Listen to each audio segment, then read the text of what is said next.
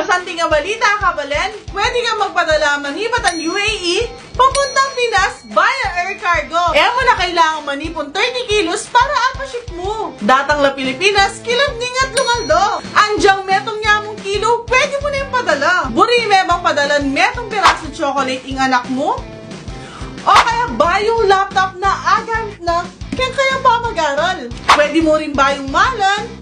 Or ba yung pabanglo kening UAE na pwede mong padala or panregalo ka ng kamag-anak mo or kaluguran mo at sa Pilipinas? Kay KN Express, andyang makanano yung kadakal o 40 kilo, pwede mo na padala o manibatan UAE papuntang Pinas. Wow! Andyang commercial shipments, pwede! Nung ating kang produktong manibatan kay UAE na buri mong i-business kay Pilipinas, kalupa na yung bultuang sapatos, lotion, pabanglo, sabon, chocolate, at marami pang aliwa, agyon ang i-ship ng KN Express.